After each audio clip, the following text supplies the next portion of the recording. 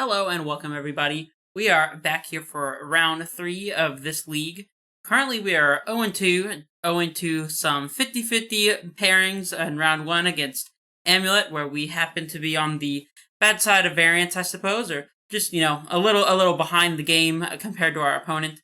And then in round 2 we lost to Grixis Shadow, which is a matchup I consider to be pretty bad, so does suck to have an 0-2 start, but we are fighting through it here, and yeah, if you are interested in details about the deck list, go ahead and check out match 1. That's where you'll find a little bit of discussion on the cards that are being included here, but for now, let's just hop straight into the league. Maybe we can battle back here to a 3-2 record. That would be cool. No guarantees. No guarantees. I wonder what decks that these people up here are playing to get their 10 undefeated trophies, or maybe they're just playing a lot of leagues, I don't know. I do think that Amulet will be in probably better shape after the ban and unban announcement this Monday. I might be in a little worse shape if Twin happens to get unbanned, but I'm not necessarily sure I have any faith in that happening. It hasn't in the past, and I think that it should have been unbanned for a while now. So we'll see about that. I would love to be proven wrong. But the thing that I do expect, most likely, is an Arkham's Astrolabe ban. And I think that would be the correct choice of action as well. And in the case of an Astrolabe ban, those decks that Amulet often struggles against in the control vein, such as Bant, Control, like those Urza type decks, or just those Urza decks even. It doesn't have to be Urza splashing green. Even blue-black Urza is kind of a difficult matchup as well. Any of those decks playing Astrolabe definitely could be problematic for Amulet, and with Astrolabe not in the format, then I think that Amulet has a real good chance of blossoming, I suppose you might say. So we'll see how that ends up turning out.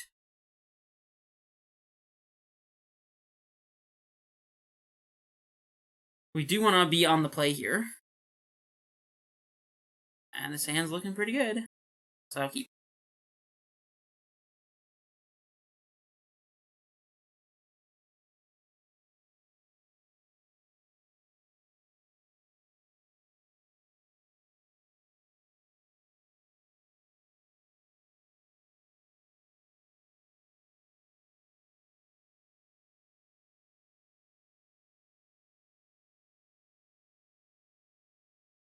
We're definitely leading on the... Actually, there's an interesting question here. Because we could play Grazer on one, or we could play Amulet. Either way, we're going to be able to play a 3-drop on turn 2 if we draw it.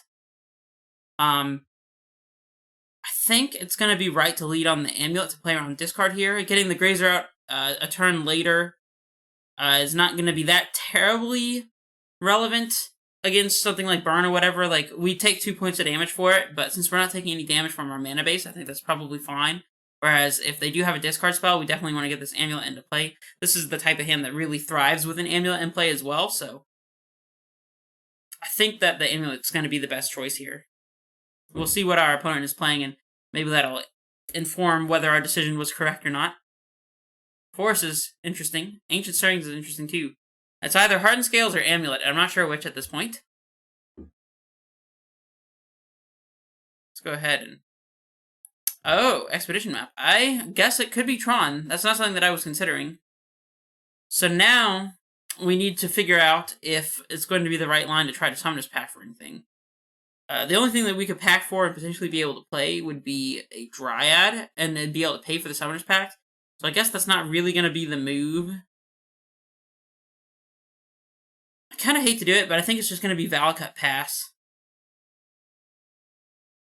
Would have loved to draw a Garenbrig there, actually.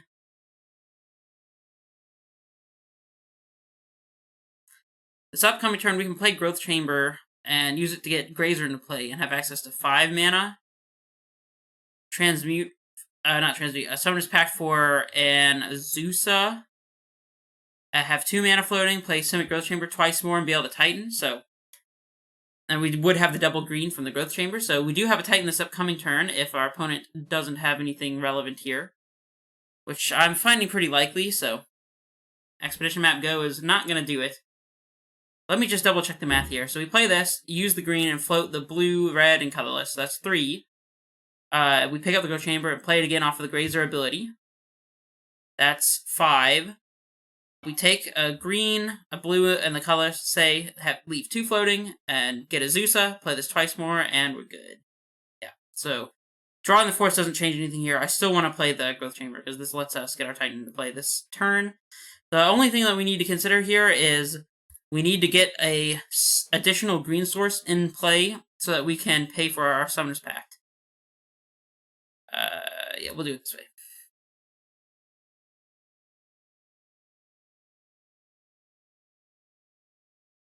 If our opponent is wise, they will F6 here and let us do our thing.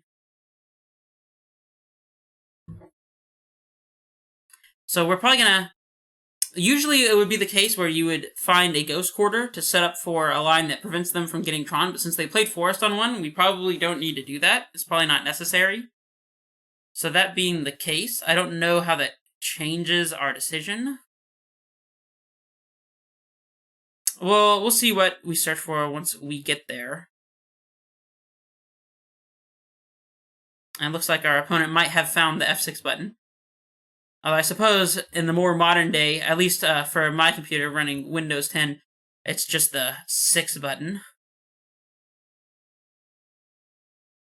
Oh, almost clicked Titan. Don't do that. We already got one of those guys. That's an easy way to lose the game.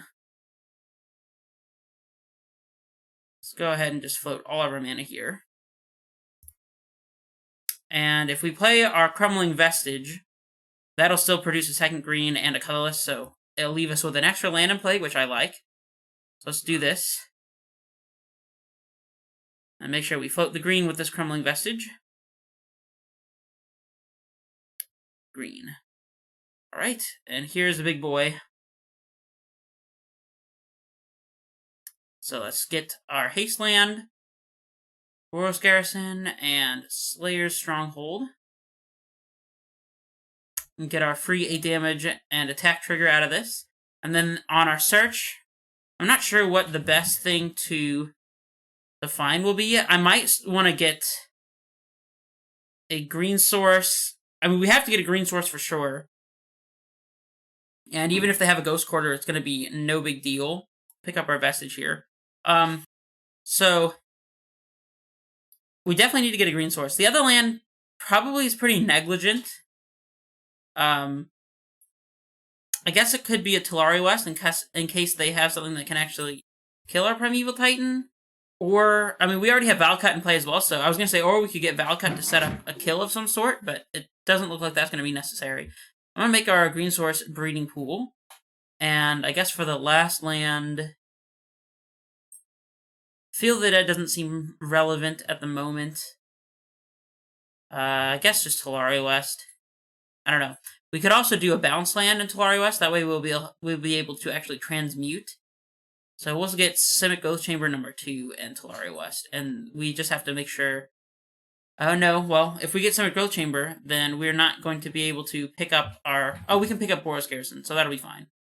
Yeah, we'll do this.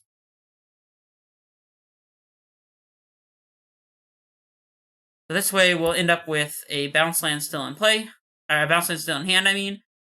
All of our green sources in play. We're not going to die to a Ghost Quarter. We have another Titan lined up if we absolutely have to have it, so... I think this will prove to be good enough.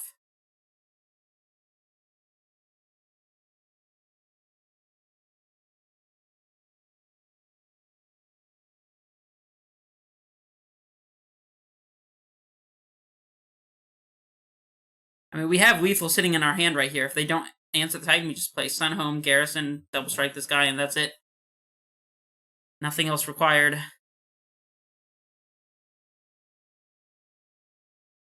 This is definitely a good kind of hand to have against Tron. Just the turn 3 hasty Titan with Amulet, obviously. So, and on the play. This hand might have been a little slow on the draw. I think it might have been fine on the draw anyways, just because we can get a Ghost Quarter and Talari West when our Titan comes into play, and that way we can disrupt their plan and have another Titan set up just in case.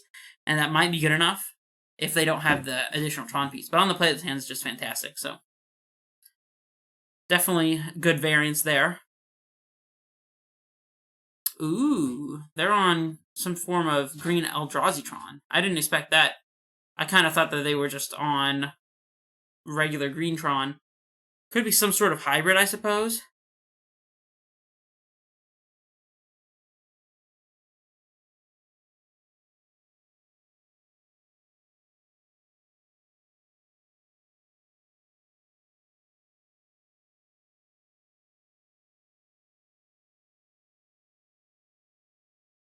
Not sure what we're waiting on here. Unless they have some kind of 0 mana spell at instant speed that'll drain our mana pool. Yes. Alright, so we'll play Sunhome, Boros Garrison.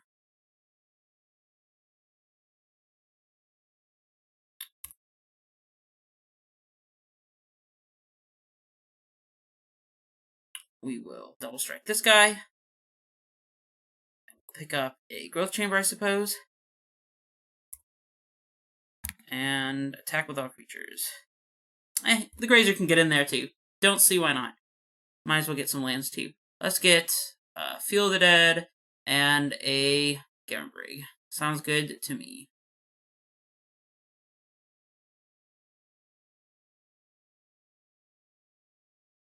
Not really showing them any new information here. Almost all Titan decks play these cards, so take lethal. Alright. Definitely a very good, straightforward game one. Very fortunate for us. So, considering that they might be on something like Karn the Great Creator, if they're on some sort of hybrid like Eldrazi Tron type thing, we probably want Force of Vigor. Tireless Tracker seems good. Reclamation Sage seems fine. Beast Within's hit Tron lands and Planeswalkers and all that good stuff. So that's interesting to me. Mystical Disputes, I might bring in a few against like traditional Tron. Against Eldrazi Tron, I don't think Dispute is going to be worth the slots though. So I'm not really sure on this one. They could just be playing a weird green Tron list with Mystical Dispute in the main board. I mean, not Mystical Dispute in the main board. With a 5-mana one. Reality Smasher in the main board. Which would be kind of unusual, but still. They almost certainly have Thought-Knot Seers either way, because if they were playing Tron, if they're already playing Reality Smasher, they've got to be playing Thought-Knot Seers in the sideboard, at least. So I'm going to bring in all the Dismembers for sure. I don't think we're going to be playing Mystical Dispute. If we see more normal like green Tron stuff, like Chromatic Stars, then I might consider bringing this in. But for now, we're good. We can trim Pajuka Bog. Pact Negation is good against traditional Tron, but not against Eldrazi Tron, so I'm not really sure how to feel about that one. We can trim at least one Summoner's Pact. If they're playing Chalice, then we'll probably cut another one. We can trim a Stirrings. Engineer Explosives seems bad either way. Explorer is going to be a little bit slow. Trim a couple of those. Azusa did win us that game. But they do have things like Warping Whale. I think Warping Whale kills Azusa. Let me look it up real quick.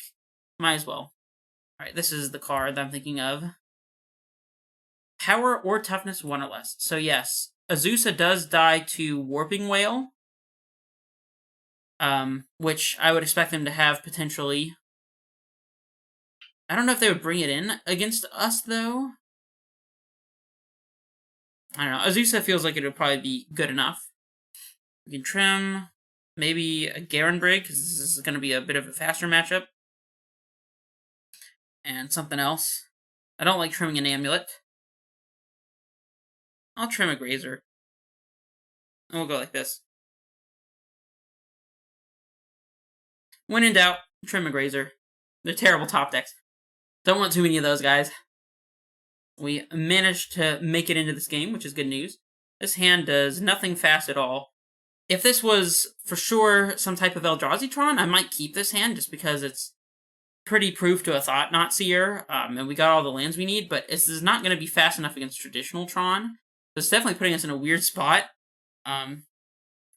Azusa might make up for our slowness against traditional Tron if we're able to top deck like an Amulet or a Grazer or something. I'm going to mulligan for a faster hand. We'll get punished if they do have Thought-Knot Seers and whatnot. This hand is a little bit faster. It also has a natural Ghost Quarter, so I'm going to go ahead and keep this on the virtue that this Ghost Quarter will be good enough to get us there. We can get rid of this Field of the Dead, I think. Yeah, this seems fine. We have the ability to cast a 3-drop on turn 2 if we need to do that, or want to do that. I don't see a reason why we wouldn't. So, against either traditional Tron or Eldrazi Tron, I think a Dryad on 2 is pretty good. I'll settle for an Azusa. And we see Eldrazi Temple, so it looks like this is more of a Eldrazi Tron build. What the heck am I saying, y'all? What the heck am I saying? We'll go ahead and get Crumbling Vestige out there, I suppose. Arboreal Grazer will give us a little bit of velocity here.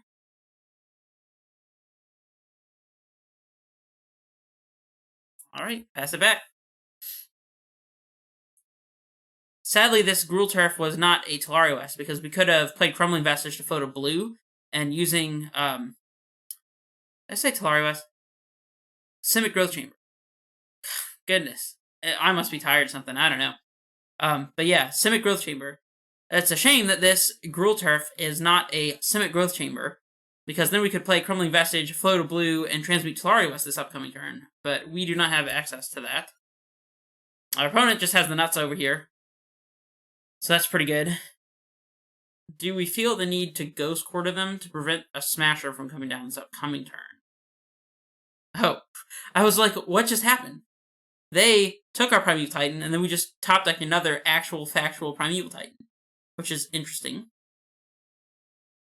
Because I do feel like I want to Ghost Quarter an Eldrazi Temple if they happen to have a Smasher, but that also puts us a land behind if we're trying to get to casting Primeval Titans, so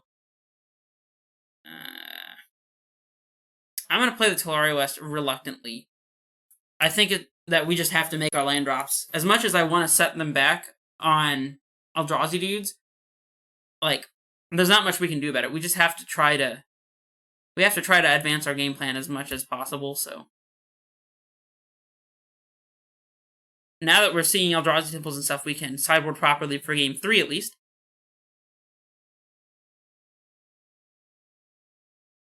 It's been a while since I saw a colorless Eldrazi shell splashing Ancient Stirrings.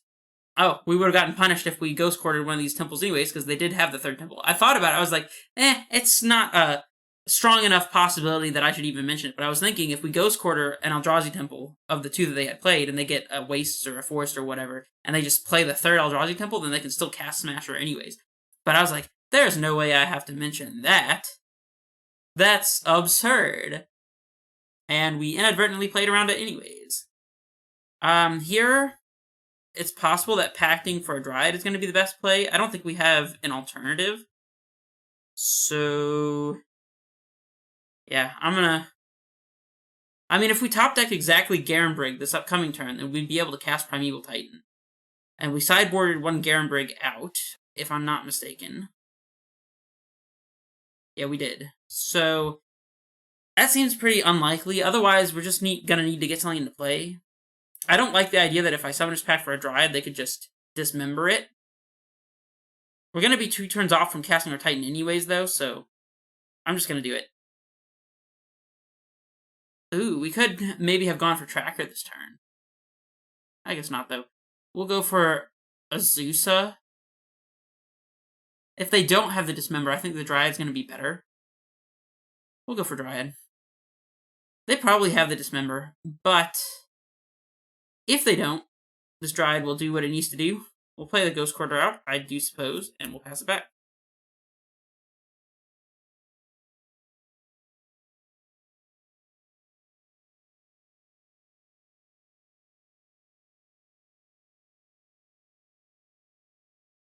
So we don't have a Titan exactly this upcoming turn, since we'll be tapped out to the Summoner's Pact, but the turn after we'll have a Titan, and that's the way it would have been if we didn't do anything this turn anyway, so. I suppose unless we happen to draw an Amulet. See, Grove of the Burn Willows. That clues me into thinking that maybe this is not some unusual shell. This might actually just be... Oh, no! No, that's the worst! Hold on. Yeah, there's nothing I can do here. Even if I Ghost Quarter this, we'll only have 3 lands. We won't be able to pay for our pact. So, I guess we die to Worldbreaker. That's not something I was considering. Interesting. Their list is baffling me. But it seems to be doing things, and those things seem to be working, so...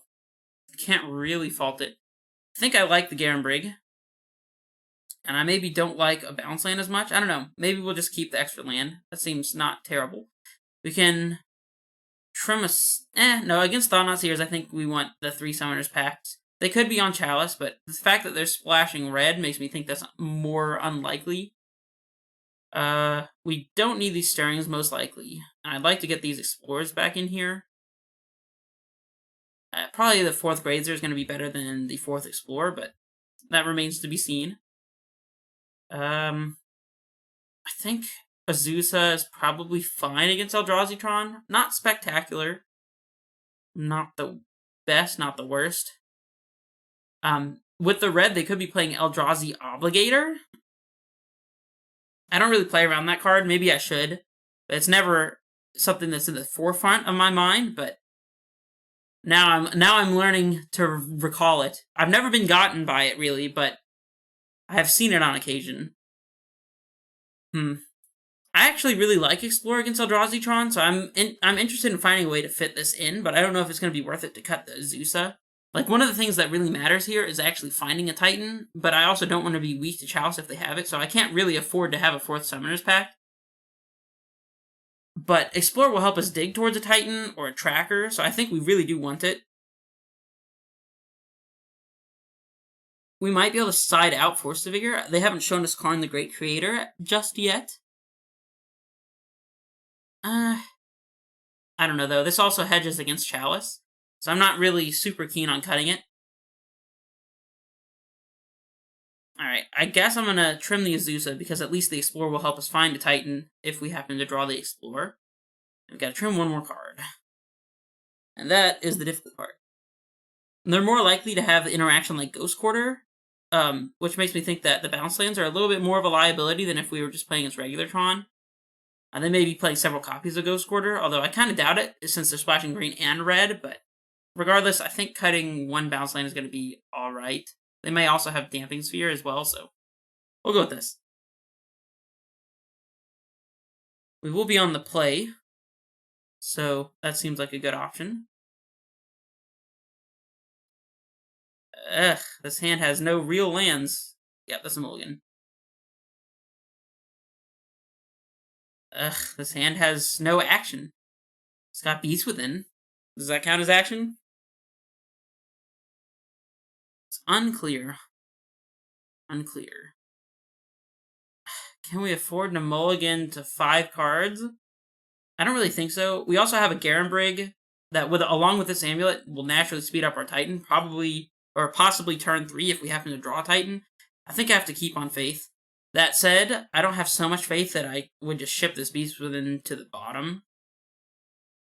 Instead, I think the Cavern of Souls is going to be the worst, because we have 3 possible untapped sources here, and the Vesuva could copy Crumbling Vestige to give us another pseudo-bounce land with the Amulet, so we'll ship the Cavern here. And we'll lead on Forest Amulet.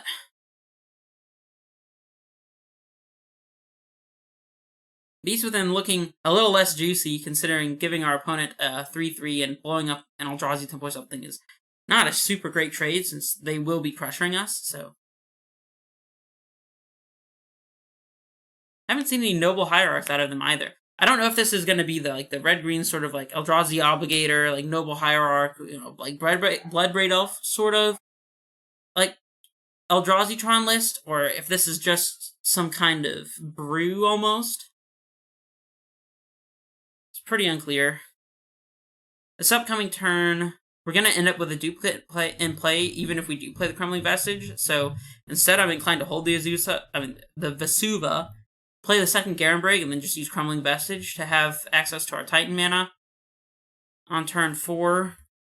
I mean, if they're just doing this and passing, I'm definitely going to Beast Within one of these things on their draw step. So, let me go ahead and set this up. We'll hit the one that doesn't tap for 3 mana, so they have to tap their tower if they want to find a Tron piece somehow. That might be wrong actually, because they may not be playing things like Sylvan Scrying. Now that we have a bounce land, it might be right to get the Crumbling Vestige out there, since we'll be able to activate Garenbrig anyways. And probably is negligible. let's do the Crumbling Vestige, though, just because we can Vesuva it and keep 4 lands in play. So.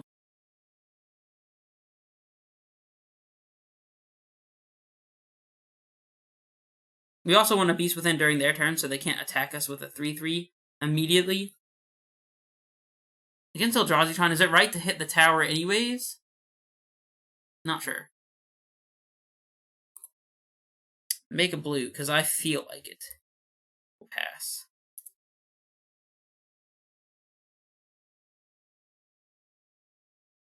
Laptop's being a little slow here. The time has come to decide which Tron piece we are hitting. And I think it's fine to go ahead and hit the tower, I guess. I don't expect them to have ways to find anything on 2 mana. Like, they're not going to be able to play a Kraken Expedition map, for example, so this will just deny them a larger amount of mana in the long run if they do manage to assemble Tron. So, I guess just going for the tower here is going to be fine.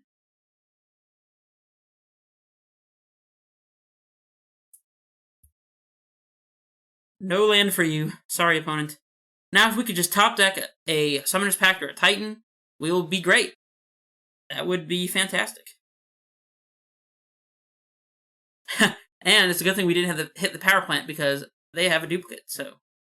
I'm gonna throw out the Vesuva first here. Because I don't know what we want to pick up with this Growth Chamber just yet. It would force us to float a mana as well, which I'm not in love with.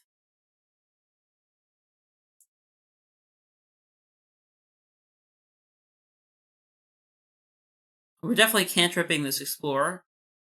So, there is that.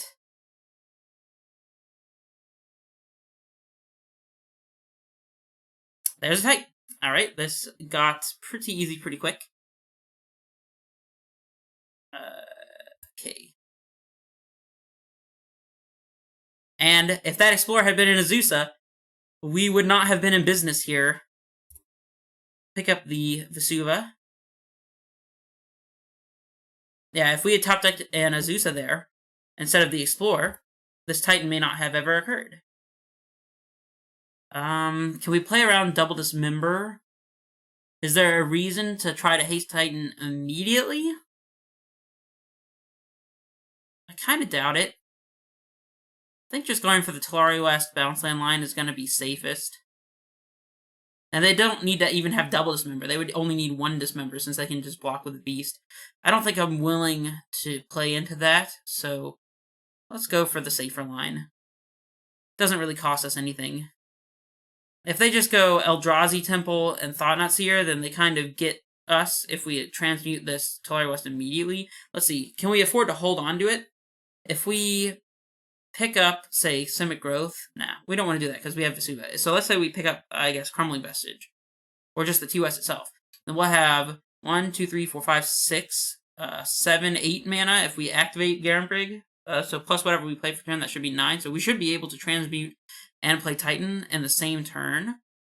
So that said, I'm going to pick up one of these 1 mana sources here. I guess the Crumbling Vestige. Yeah, that should be fine. No need to transmute immediately. Not going to expose our Summoner's Pact to a Thought-Knot Seer wantonly.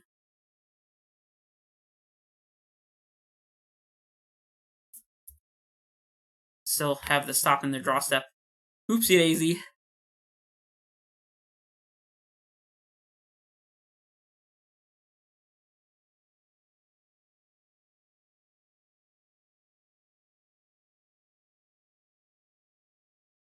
And even if they play an Obligator here, they're not going to be able to steal our Titan and hit us with it, so we're looking pretty good here. If we play and haste a Titan, we do have to play a land drop before, though, because we'll have 3, 1, 2, 3. Yeah, we'll be 1 short of just being able to. Well, we also have to pay up the Talari West anyway, so we're not going to have a land drop to play Vesuva as a copy of Boros Garrison, sadly. Matter of Shaper is not going to do it. This makes things very simple. Now we can just hold up a Sun Home so that they can't actually trade with a Titan and we'll be in great shape. And they have no possibility of casting All Is Dust this upcoming turn either, so I'm feeling quite good about this. So we just need to make sure we float our mana from the Talari West before we bounce it. We'll transmute. We'll get Summoner's Pact. And we have 2 green sources in play already, so we actually can play around Damping Sphere. Primeval Titan. Activate. And play.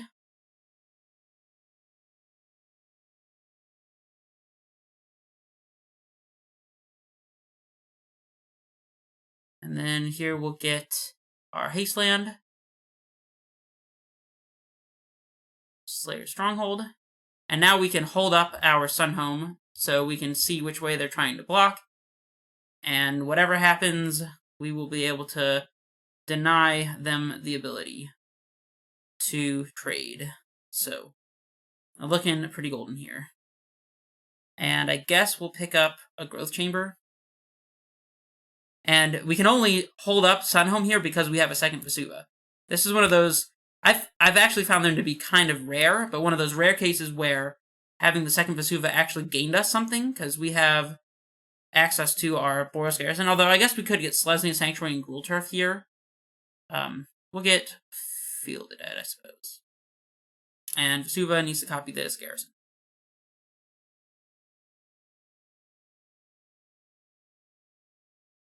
And we will pick up the other Vesuva that's copying. We'll still not be exposed to not being able to pay for our pact, so that'll be fine. And we do want to search for this one. This one will get Sunhome and something else. I guess Talari West makes sense.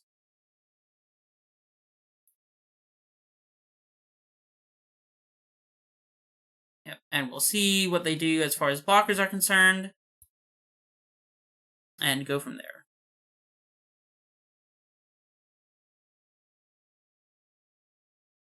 We don't even have to worry about them having Tron this upcoming turn, so... There's not a lot they could do about this. Crossing my fingers that I don't get punished for saying that. What if there's some wacky situation or card? If they're doing this, is it worth it to go for the double strike damage? We don't really have anything else to do. We already used our land drop too, so I guess we might as well get the damage out of it. Yeah. Tap the Talari West, I guess. And it's maximum damage output to double strike this one anyway, so let's just go for it. Alright. Oh, well, there's a way for them to get Tron if they happen to have another tower. Uh-oh. It's a good thing we went for the Fielded Ed route. I mean, it doesn't matter, though, because we have access to Bounce Land and Talari West to find other Summoner's Pact and continue to go ham with Titan. Oh! I thought they conceded. I didn't realize that that was actually still lethal. I guess they had to block with the Beast, too.